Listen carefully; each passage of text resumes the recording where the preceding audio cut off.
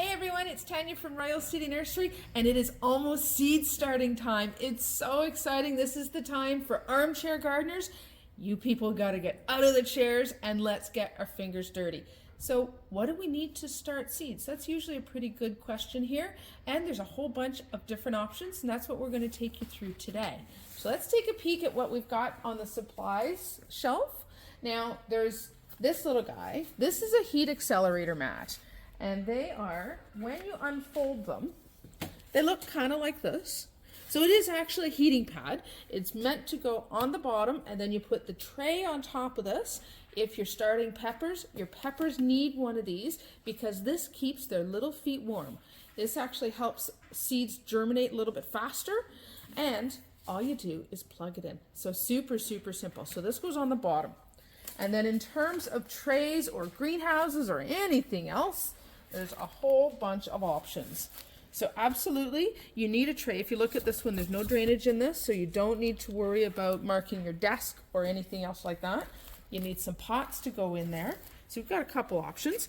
This particular one is a coconut coir, which is totally biodegradable.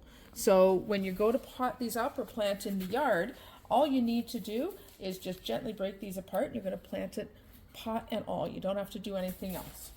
And then we want to put a lid on top of that, just like that. Woo! So we're going to make a little bit of a greenhouse. That helps keep the humidity in. We want the humidity for your seeds when they're just germinating. If you look at the top here, it's a little hard to see, but we've got a little plastic vent. There we go, that slides back and forth. There we are. Get my fingers out of the way. That helps to vent the heat, because if we got too much heat buildup, you're actually going to get a little bit of mold on your soil surface, and that's not what you want. So you can make a kit just like this, or if you like, we can put this down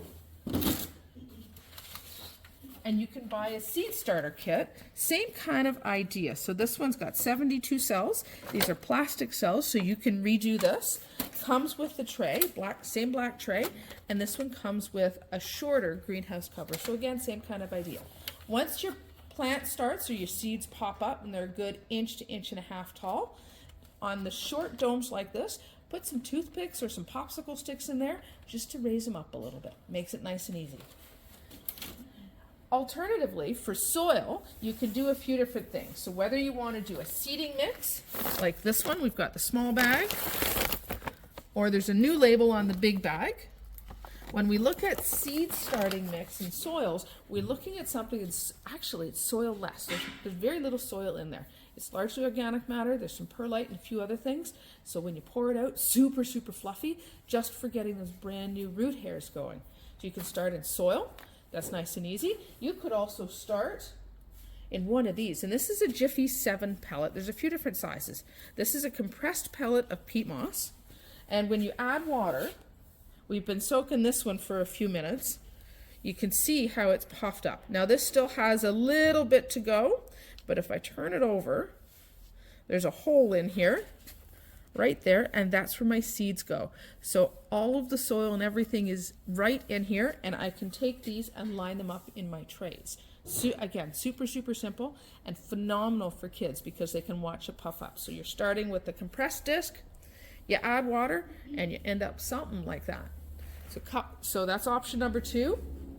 Option number 3 for starting is to use, where'd it go? The coconut coir. So this is a sustainable alternative to peat moss. We absolutely love it. And believe it or not, in this compressed brick, there is enough in here to almost fill a wheelbarrow.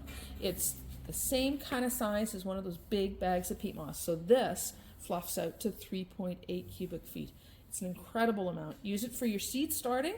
You can also turn this into your vegetable beds and make sure you've got something light and fluffy for that too. So again, for soil and media, we can look at bag soil, we can look at the Jiffy 7 pellets, or we can look at the coconut coir. And the coconut, all you need to do with this is literally break it apart. No different than you would a big bag of peat moss. The other thing you want to have in your arsenal of seed starting supplies are some pots. So whether you're doing something like this one, These are 3.5-inch pots. You're not going to start your seeds in this. You're going to start your seeds in something smaller like what we just showed you. But as your seeds grow and as the roots get bigger, they're going to need to get into some bigger pots. So you can pot into these for plastic, or you can again use that coconut coir. And these just line up in a tray. Again, super, super simple. The nice thing with this, and you can see the bottom, it really is coconut husk. So this, again, when it comes into contact with soil, when you bury it in the garden, it'll break down. So it's a nice organic and sustainable version to a whole bunch of options. The only other thing I would really look at, there we go, is a little bit of fertilizer. And depending on what you're doing, you could look at a Rage Plus or you could look at a seed starter. Either one is awesome, and you want to make sure that you are adding a tiny bit to your water every time you're watering. So realistically, you're looking at it once a week, maybe once every couple of weeks or so. But let's get those little itty bitty roots started and get them going. Right now it's the end of January, a little bit early to actually be starting your seeds, but the time's coming, so let's get you prepped. We'll see you soon. Bye-bye.